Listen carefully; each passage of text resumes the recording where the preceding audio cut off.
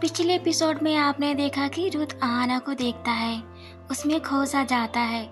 आहाना के dressing sense को लेकर डांट लगाता है और बोलता है कपड़े चेंज करो तुरंत। आहाना अपने रूम के वॉशरूम को देखकर चौंक जाती है। कहानी आगे सुनते हैं। आहाना बोलती है लगता है बहुत पैसे वाला है। वॉशरूम की हर चीज को देखकर आहाना का मुंह खुला का खुला रह गया था। चारों तरफ मिरर लगे हुए हैं। बाथटब इतना बड़ा है कि 10 लोग तो एक साथ आराम से नहा सकते हैं। इधर रुद्र के पास टोनी काका आते हैं। रुद्र मुन्ना अपनी बात पर अड़ा है। रुद्र बोलता है लगता है उसे जेल की हवा कुछ ज्यादा ही लग गई है। कोई बात नहीं, उसका इलाज मैं खुद करता हूँ। टोनी बोलता है वो लड़की कहाँ है रुद्र? दिखाई नहीं दे रही है।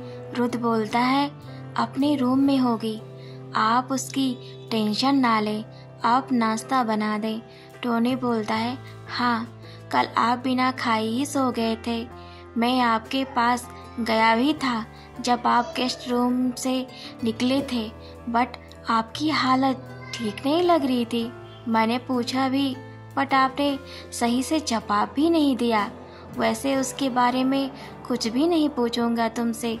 फिर हल्का सा मुस्कुराने लगते हैं। टोनी काका ने रुद्र को पाला है उसके बाबा के मरने के बाद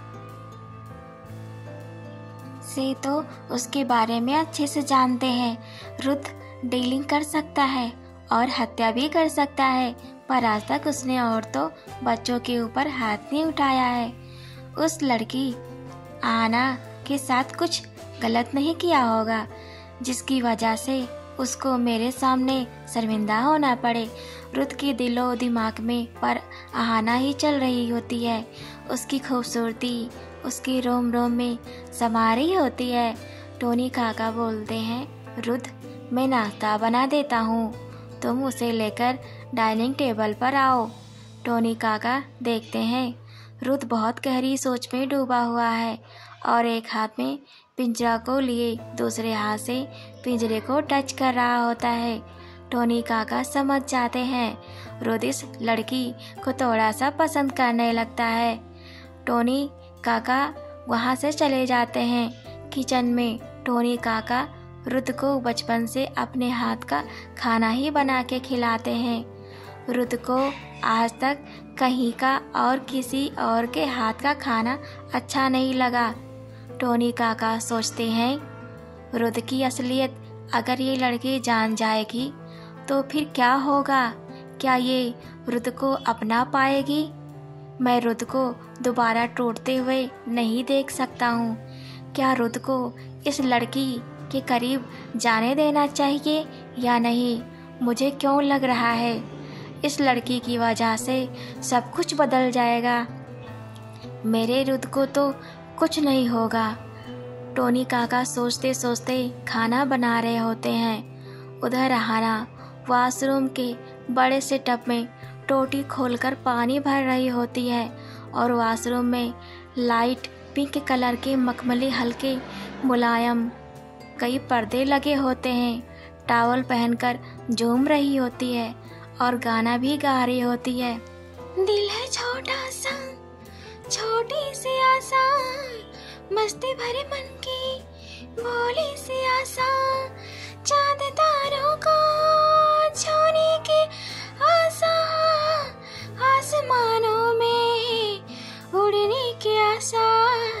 दिल है छोटा सा छोटी सी आसा, महक जाऊं मैं आज तो ऐसे, फूल बगिया में महके हो जैसे, बादलों की मैं ओढ़ूं चुनरिया, जो मैं जाऊं मैं बन के बावरिया, अपनी चोटी में बादलू दुनिया, स्वर्ग से धरती खिल रहे जैसे, मेरा मन भी तो खिल रहा ऐसे, कोयल की तरह गाने को अरमा, मछली की तरह मछली अरमा, जवानी हिलाई रंगीन सपना।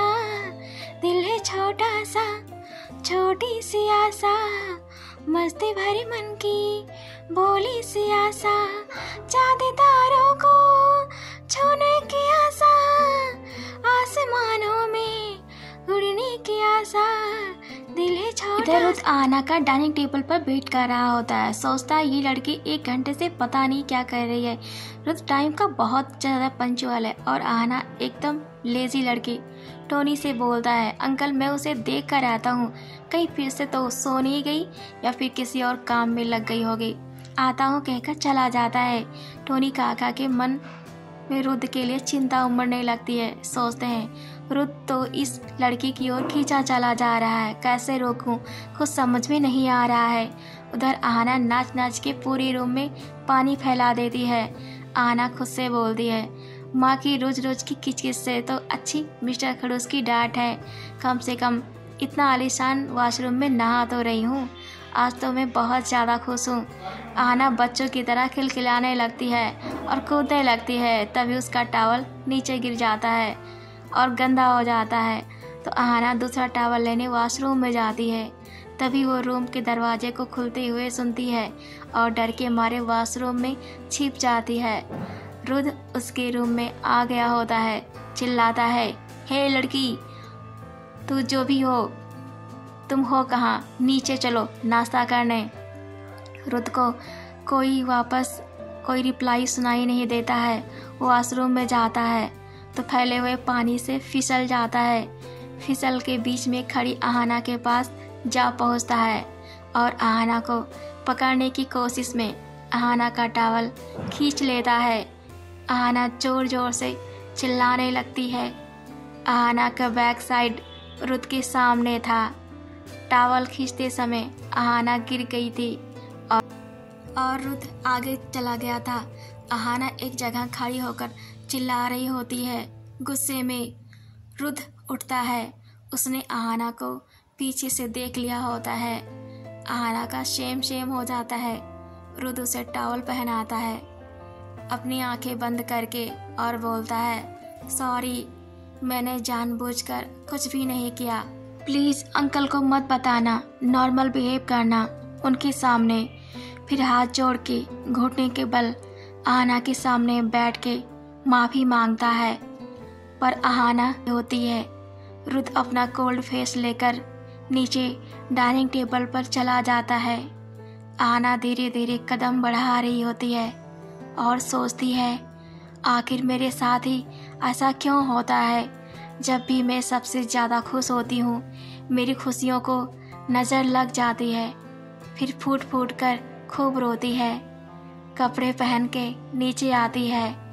डाइनिंग टेबल पर सामने रुद्र बैठा होता है। आहना को देखते ही नज़रें नीचे झुका लेता है।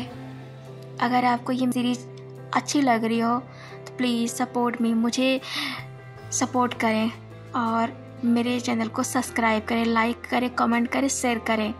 मुझे मोटिवेशन मिलता है आपके लाइक, कमेंट, शेयर से। मैं और भी ज़्यादा वीडियो बनाऊंगी और इससे अच्छे कंटेंट दूंगी। तो बने रहें मेरे इस पूजास स्टोरी कॉर्नर।